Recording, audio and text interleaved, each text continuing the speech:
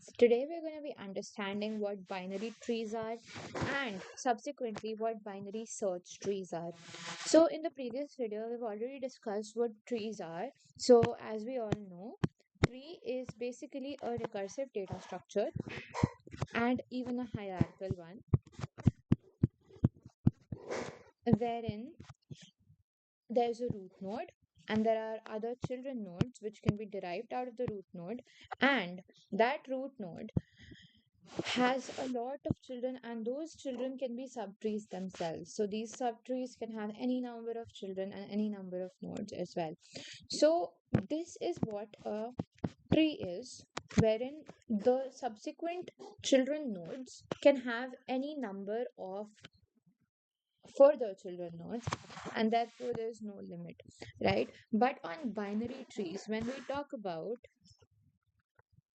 binary trees, the one thing that separates it from normal trees is the fact that each parent node can have only two child nodes. So, for example, a binary tree can look like this,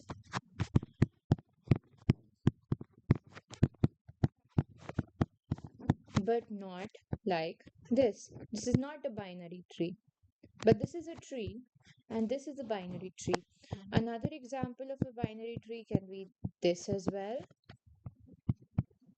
this as well.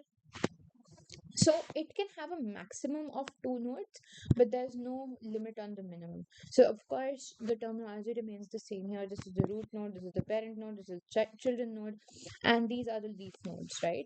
So this is how binary trees are. They are usually they can be thought of as a structure like this, wherein they have a right node and they have a left node and they have a right node and they have a left node connected to them. So this is the left node, this is the right node, for example, and then there can be further two nodes connected, and so on. So this is how binary trees function. And now let's try to construct a binary tree. So we are given an array of 10, 20, 30, 40, 50, and 60. So we have to construct a binary tree out of it. A binary tree can be constructed in multiple ways for this particular scenario. We can take the root node to be 40, then 10, 20, 30, 50, 60, anything, right? And there can be other representations as well. We can 10, 20, 30, 40, 50, 60, or we can also have it like 60, 40, 50, 30, 20, and 10. So these are all examples of binary trees for this particular array, right? But we would see that if I ask somebody to construct a binary tree, they might not have the exact same representation for that particular array as the one that I have, right? So there might be a conflict of ideas, designs, and stuff for a particular array and constructing its binary tree. How do we address this issue? We address this issue by having a standard for binary trees. Now, this standard is basically a way of generalizing and standardizing things for how to construct a particular tree so that everybody who gets it right gets the representation just the same. So, for binary trees, we can all say that these are all the binary trees, but for a binary search tree,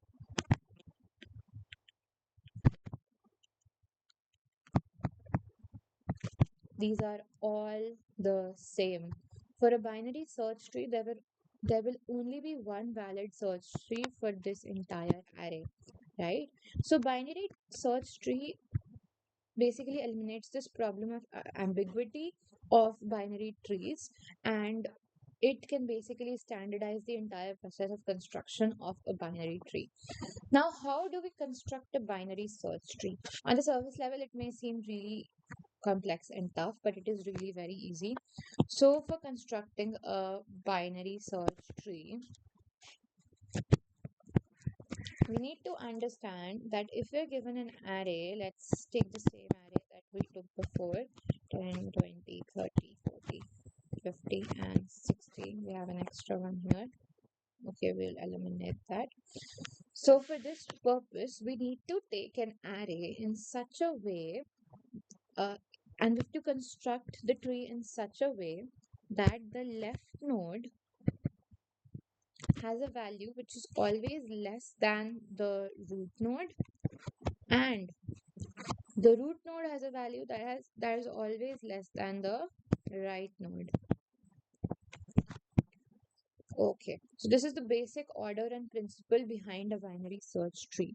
So if we make this binary search tree, we can see that there will be two such things that can happen. Okay, so there will be a right node and there will be a left node. So this would be the structure of a root node, left node, and right node. So this right node will always be greater than the root node, and this left node will always be less than the root node. Now let's see how we can construct a binary search tree for this particular example. So if we take the root node as 40, we would have to place the other elements in such a way that they are less than and greater than 40. So the left subtree, obviously the left node has to be less than 40, so we can place 30 here, and we can also place 50 here because it's greater than 40, right? Now one more thing that we can do is when we have 30 here, one thing is that we can construct it like a 20 here, because the left subtree again has to be smaller than the right subtree, and then we put a 10 over here, nothing here and nothing here, right? Nothing here and nothing here, because there's nothing greater than 30 which is also less than 40 here in this array if we see. And for this particular one, there is nothing greater than 20 which is less than 30, and so on. So this is, and this also is one particular way we can design this binary search tree. And there are also other ways of building a better binary tree which can be balanced as well. So 40, we can have here a 20, and then we can also have here a 50, and there is 10, and there is 30. So, what is the standardization part? Because we earlier talked about the fact that when we construct a binary search tree for a particular array, it will always be the same. So, the standardization part is that when we traverse this particular tree or this particular tree in a particular order, right? And it is in order in general. So, so there are three types of traversals as well. We will study that in the next video. So these three traversals are in order, pre-order, and post-order.